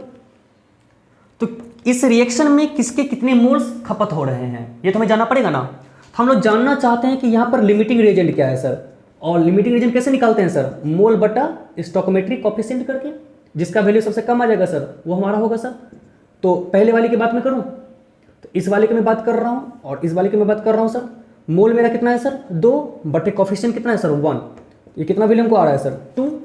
और इसके लिए मैं निकालना चाहूँ लिमिटिंग रिएजेंट सर, देखते हैं मोल बटा स्टोइकोमेट्रिक कोएफिशिएंट। मोल कितना है सर 6 बटा कोएफिशिएंट कितना है सर 4, ये मुझे कितना देगा सर 6 सर 2 2 सा 2 3 आ जाएगा ना सर 1.5। किसकी वैल्यू कम आ रही है सर 1.5 की सर, यानी ये मेरा क्या होगा सर लिमिटिंग रिएजेंट, यानी इसके टोटली मोल्स तो खत्म हो जाएंगे सर, बट इसके टोटली मोल हमारे खत्म नहीं होंगे। समझ गए? तो मैं इस इक्वेशन को फिर से लिख रहा हूं, Hg2 प्लस 4I माइनस, ये मिक्स करके सर क्या बनाएगा, HgI4 2 माइनस।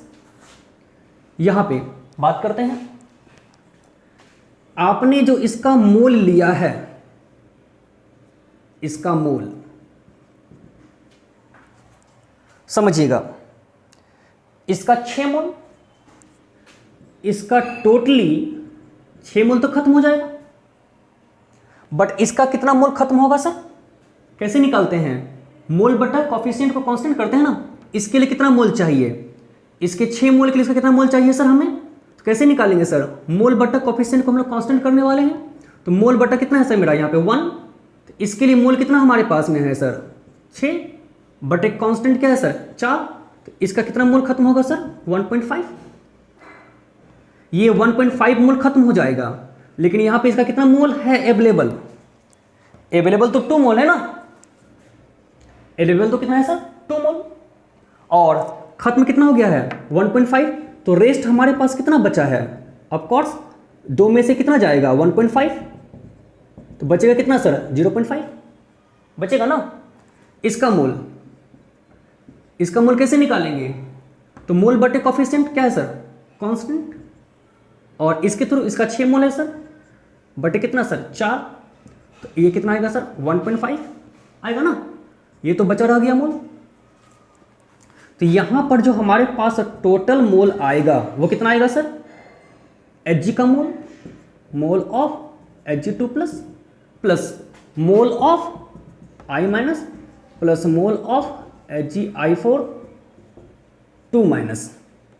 ये कितना मोल की सर? ये तो 0 है ना, इसके कितने मोल बच रहे हैं? ये रेस्ट मोल, ये सब कितना लेंगे हम लोग सर? ये रेस्ट अमाउंट, तो 1.5 मोल तो खत्म हो चुका था, बचा कितना था सर 0.5 प्लस 0, ये कितना है सर 1.5, टोटली कितने होंगे सर? यहाँ पर n की जो वैल्यू लेंगे आप लोग, वो कितना लेंगे सर आप लोग 2, वहाँ कितना ले रहे थे सर 8 ले रहे थे ना, वो कभी गलत कर रहे थे ना। यहाँ पाई क्या आएगा sir n1 plus n2 by v1 plus v2 into क्या हो जाएगा सर RT, लगाए सर फॉर्मूला आपने यहाँ पे सर, ये n1 प्लस n2 यहाँ क्या है सर टोटल मोल है ना, टोटल मोल कितना हमारे पास है sir 2 bye v1 plus v2, v1 plus v2 क्या आएगा सर 2 लीटर प्लस 3 लीटर, तो 2 प्लस 3 इंटू R की वैल्यू कितनी आएगी सर 1/12, और T कितना आएगा सर 300 केल्विन, ये हमारा आएगा सर एक्चुअल आंसर। समझ गया? चलिए इसे नोट कर ले आप लोग, इरेज कर दो बचा मैं। देखिए सर, ये तो हमारा 11th में हम लोग सॉल्व किए हुए हैं, लिमिटिंग रिएजेंट के हम लोग कॉन्सेप्ट इस्तेमाल किए हैं। बस मैं ये समझाना ही चाह रहा था सर, यहाँ पर जो आपको मोल्स दिए होते हैं वहाँ पे वो मोल्स का हम लोग इस्तेमाल नहीं करते हैं। रिएक्ट करने के बाद जितना मोल रेस्ट बचता है उसका हम लोग इस्तेमाल करते हैं ना। यहाँ पर जो पाई equal to N1 plus N2 लेते हैं, यहाँ पे N1 N2 जो रेस्ट मोल हमारे पास बचता है वो लेते हैं, गिवन मोल्स को हम लोग यहाँ पे नहीं लेंगे। तो जो मोल्स आपने लिया है वो तो रिएक्ट करके कुछ ना कुछ खत्म कर गया ना, जो बचा हुआ मोल है सॉल्यूशन में, इस सॉल्यूशन में जो बचा हुआ मोल है उसी मोल्स ऑफ सॉल्यूट की वजह से तो हमारा सर क्वालिटेटिव प्रॉपर्टीज हो रहा होगा। जो स्टार्टअप में मोल दिया हुआ है वो तो रिएक्ट करके सर कुछ ना कुछ तो खत्म हो जाएगा ना, जो बचा हुआ मोल से हम लोग उसका लेंगे ना। तो गिवन मोल्स को आप लोग सर न्यूमेरिकल को सॉल्व करने वक्त ना लें, इस बात का ख्याल कर ले सर। लिमिटिंग रिएजेंट के कंसेप्ट से आप रेस्ट मोल को निकालें और उस मोल का इस्तेमाल करके सर क्वेश्चन को बनाएं। कैसे निकालते हैं सर? ये बिल्कुल आसान है। इसके मोल जो गिवन हमारे पास में था वह 2 है सर, इसका गिवन सर 6 था, और ये तो उससे स्टार्ट में कुछ था ही नहीं, 0 था ना। तो ये हम लोगों ने लिमिटिंग रिएजेंट निकाला कैसे सर? मोल बटा स्टोइकोमेट्रिक कोफिशिएंट करके। इसका मोल 2 है सर, कोफिशिएंट 1 है सर, सॉल्व करते हैं 2 आता है। मोल बटा स्टोइकोमेट्रिक कोफिशिएंट करने पर 1.5 आ रहा है, जिसकी वैल्यू कम आएगी सर वो क्या होगा सर? Limiting reagent. तो ये लिमिटिंग रिएजेंट है सर, मतलब क्या? ये 4I माइनस का सारा मोल खत्म हो जाएगा, 6 मोल खत्म हो रहा है, 6 मोल I माइनस कितने मोल Hg2 प्लस रिएक्ट कर रहा है सर? तो 1.5 मोल से इसके पास कितना बच गया सर? 0.5। कैसे निकालते हैं? तो मोल बटा कॉफिशिएंट इक्वल टू इसका मोल बटा कॉफिशिएंट करते हैं, जिसका गिवन है और जिसका निकालना है सर, जिसका निकालना है उसका मोल बटा कॉफिशिएंट करें और इसका गिवन है सर, उसका मोल बटे कोफिशिएंट करें। गिवन है सर, इसका मुझे मोल निकालना है ना। ये तो n=2 तो सर क्या है, वो तो क्वेश्चन में दिया हुआ है, यह तो गिवन है ना। हमें निकालना क्या है सर, हमें तो रेस्ट निकालना है ना। मैं यहाँ Ng लिख रहा हूँ, मतलब गिवन है सर। तो मोल बटा कोफिशिएंट 1 इसका मोल कितना है सर 6 बटे कोफिशिएंट 4, सॉल्व करें कितना आएगा 1.5। तो इसका 6 mole of I minus Ag2 plus का 1.5 मोल से रिएक्ट कर जा रहा है। बच मेरे पास कितना रहा है सर 0.5। तो ये हम लोग लेंगे। इसका तो टोटली मोल खत्म हो गया। इसका कितना मोल फॉर्म करेगा, तो बिल्कुल इसका मोल बटे कोफिशिएंट कितना है सर 1, तो n/1 इसका मोल दिया हुआ है ना, तो 6 बटा कोफिशिएंट कितना है सर 4, इसे मोल निकालें 1.5। तो ये हमारा फॉर्म कर रहा है, तो ये भी तो बच ही रहा है ना, ये बन जा रहा है। यहाँ पे ये खत्म हो रहा है 1.5, बचा कितना सर 0.5, यहाँ पर बना कितना 1.5, दोनों को ऐड कर दे कितना आएगा हमारे पास 2 मोल। यहाँ से निकाल दे आप लोग सब। ठीक, चलिए लास्ट केस इंपॉर्टेंट है और इस तरीके से हमारा ऑस्मोटिक प्रेशर खत्म हो जाएगा।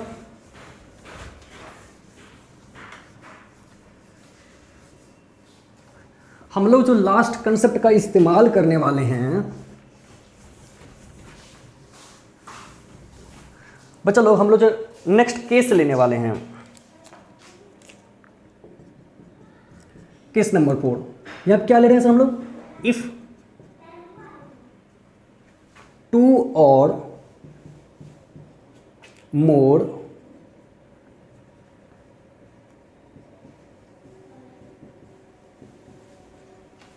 reacting solution are mixed and PPT will be formed। Precipitation हो रहा है सर, तब कैसे निकालेंगे, इसके लिए कंसेप्ट क्या है, तो बात को समझिएगा। एक्चुअली ये बोल क्या रहा है, बोल रहा है सर कि हम लोगों ने 4 केस लिया था। पहले केस में क्या किया सर, 2 या 2 से ज़्यादा सॉल्यूट को मिलाया, सॉल्यूशन कांस्टेंट रखा। अगले केस में सर सॉल्यूट चेंज किया, सॉल्यूशन चेंज हो गया। अलग अलग सॉल्यूशन को मिक्स करके एक नेट सॉल्यूशन बनाया था, लेकिन वहाँ पर सॉल्यूशन एक दूसरे से रिएक्ट नहीं कर रहा था। तीसरे केस में हम लोगों ने 2 या 2 से ज़्यादा सॉल्यूशन लिया, दोनों एक दूसरे से रिएक्ट कर रहा था, बट पीपीटी नहीं बना रहा था। चौथा केस में हम लोग क्या लिया है सर, 2 या 2 से ज़्यादा सॉल्यूशन ले रहे हैं सर, वो दोनों को मिक्स कर रहे हैं, वो दोनों सॉल्यूशन एक दूसरे से रिएक्ट कर रहे हैं और साथ ही साथ सर प्रिसिपिटेट भी बना रहे हैं। तब कैसे हम लोग बनाएंगे सर, थोड़ा समझते हैं। इसका कंसेप्ट क्या बोलता है, PPT is not the part of solution, so it must not be included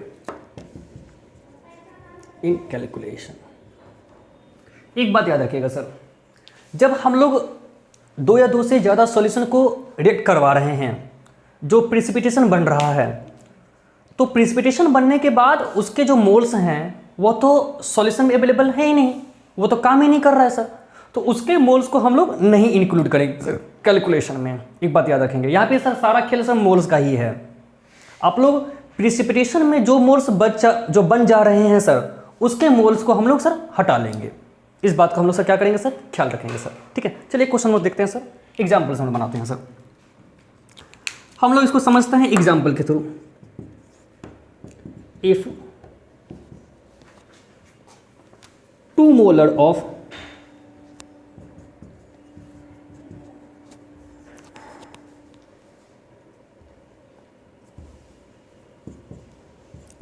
two litre of 1 molar AgNO3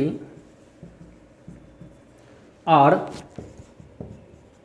mixed with 3 liter of 2 molar NaCl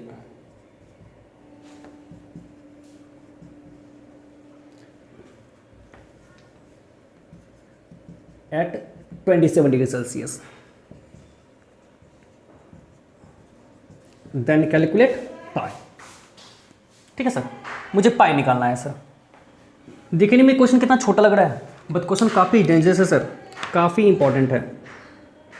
कैसे बनाएंगे थोड़ा समझते हैं।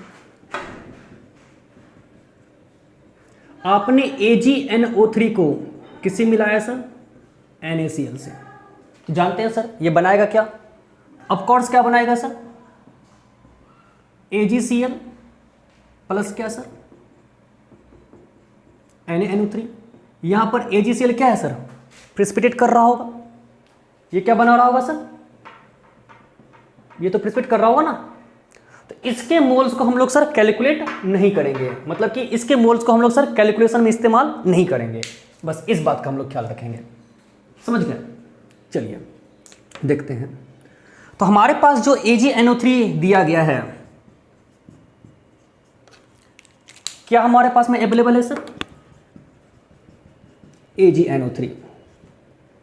तो AgNO3 में 2 लीटर, इसका वॉल्यूम कितना है सर 2 लीटर, मोलिटी कितना है सर 1 मोल। तो यहां से नंबर ऑफ मोल्स N1 कितना आएगा सर, मोलिटी इंटू वॉल्यूम, तो 1 इंटू 2 मतलब कितना सर 2। और आपने क्या लिया है सर NaCl,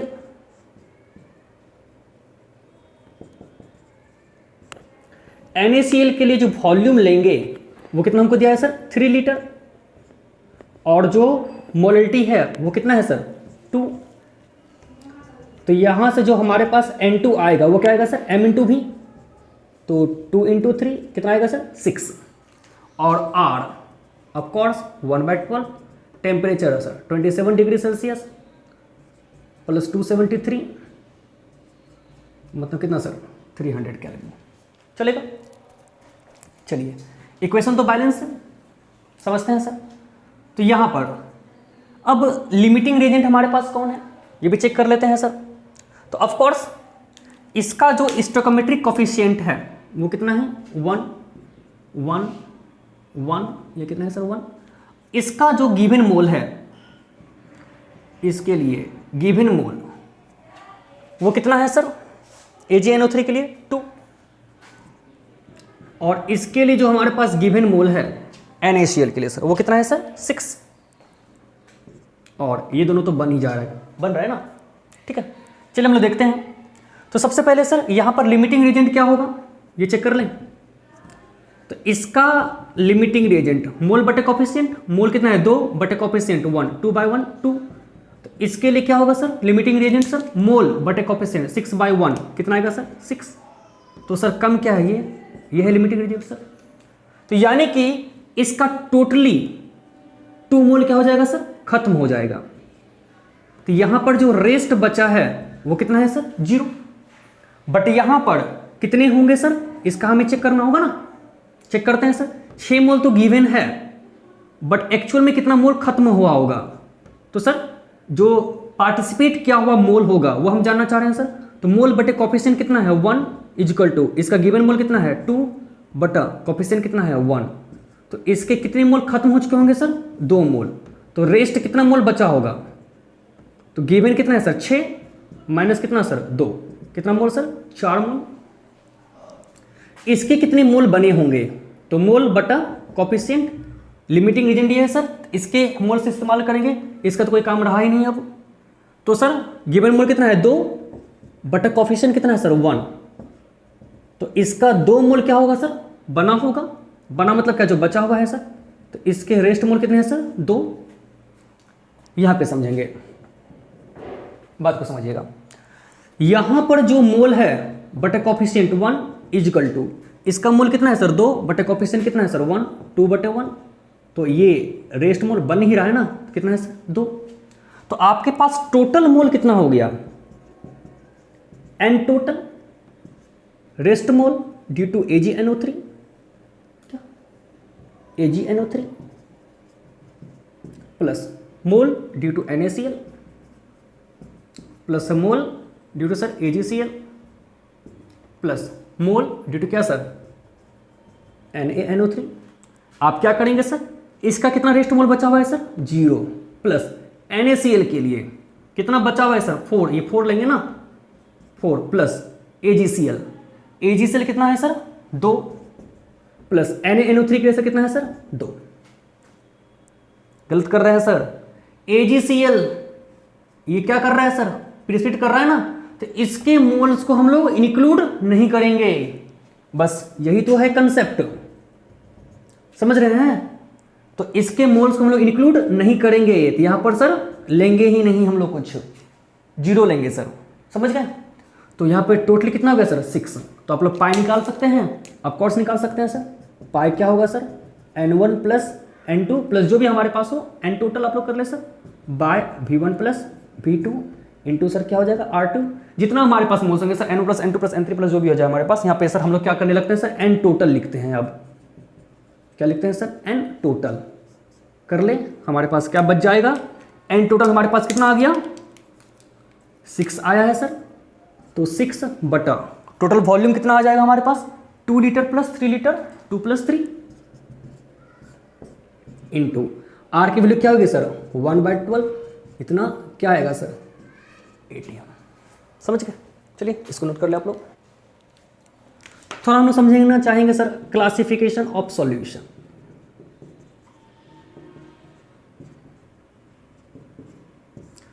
इसके लिए हम लोग बेस क्या मान रहे हैं सर,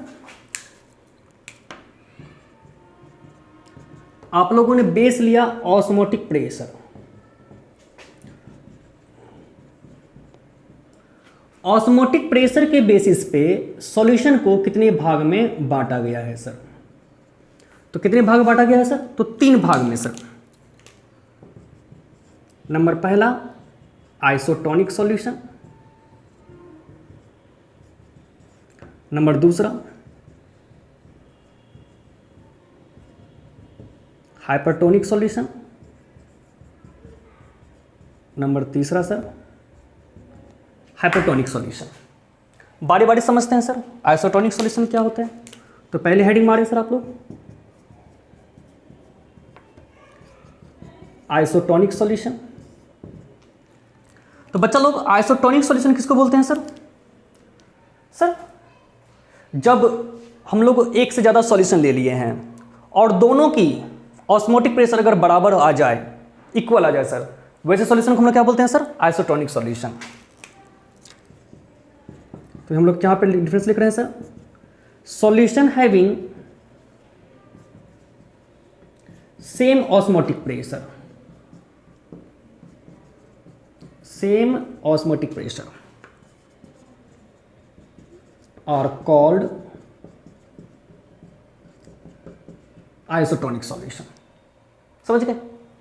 तो मान के चलिए कि हमारे पास A और B 2 सॉल्यूशन है। हमने सॉल्यूशन 1 को क्या माना सर A और सॉल्यूशन 2 हमारे पास क्या है सर B। इफ सॉल्यूशन 1 की ऑस्मोटिक प्रेशर की वैल्यू क्या है सर π1 और सॉल्यूशन 2 के लिए ऑस्मोटिक प्रेशर क्या है सर 2। तो सर 4 आइसोटोनिक सॉल्यूशन, या फिर सर हम लोग कह सकते हैं इफ π1 इक्वल टू क्या हो जाए sir π2, then A and B क्या होगा सर आर आइसोटोनिक सॉल्यूशन। दोनों सॉल्यूशन की ऑस्मोटिक प्रेशर मेरा इक्वल हो गया तो दोनों सॉल्यूशन क्या कहलाएगा सर एक दूसरे के लिए आइसोटोनिक सॉल्यूशन। तो π1 के लिए क्या होगा सर C1RT, π2 के लिए क्या होगा सर C2RT। तो यहां से हम लोग R और T तो हमारा कांस्टेंट है ना, तो R से R T से T। तो बच्चा लोग आइसोटोनिक सॉल्यूशन के लिए क्या होता है सर C1 = C2। ये कंसेप्ट है, न्यूमेरिकल बनाने में सर काम आएंगे। और C1 के लिए सर क्या करेंगे सर N1 V1, C2 के लिए सर क्या करेंगे N2/V2। ये भी क्या होगा सर इक्वल किसके लिए सर, तो 4 आइसोटोनिक सॉल्यूशन। चलेगा? चलिए इसको नोट कर लें। चलिए सर इसे नोट कर लें।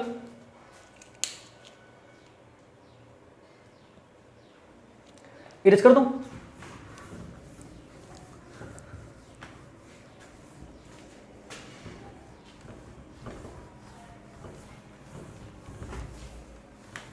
हम लोग बात करेंगे सर, अब थोड़ा बात करते हैं सर हम लोग हाइपरटोनिक एंड हाइपोटोनिक के लिए।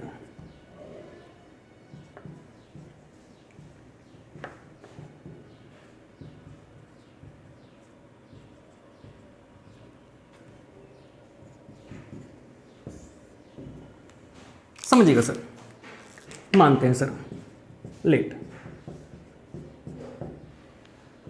सॉल्यूशन 1 को आपने क्या माना सर, ए, और ए के लिए पाई की वैल्यू क्या हमने लिया sir, pi 1।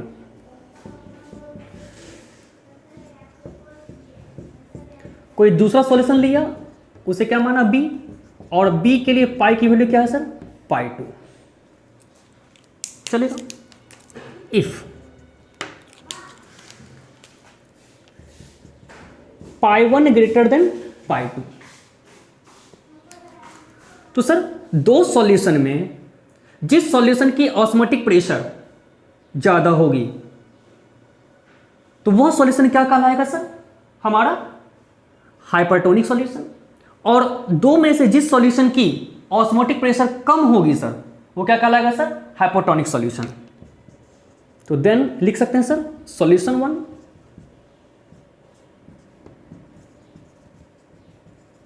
Are called hypertonic solution and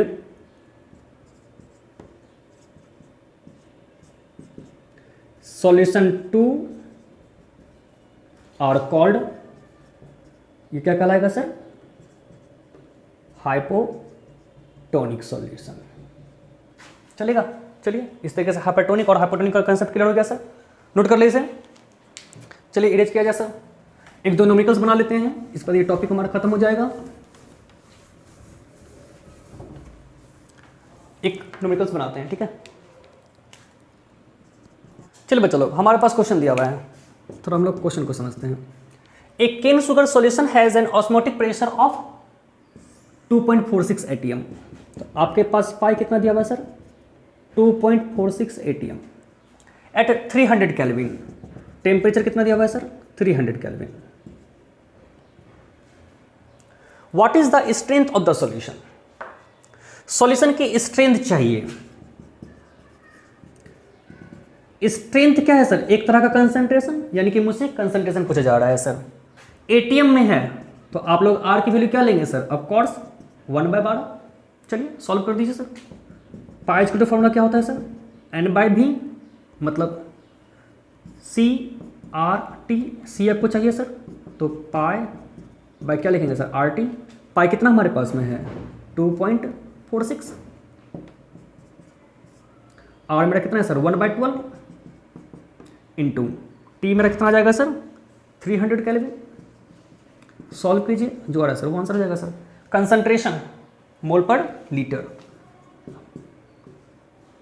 तो मोल पर लीटर इसका यूनिट होगा। चलिए इसको नोट कर लीजिए। इरेज करूं,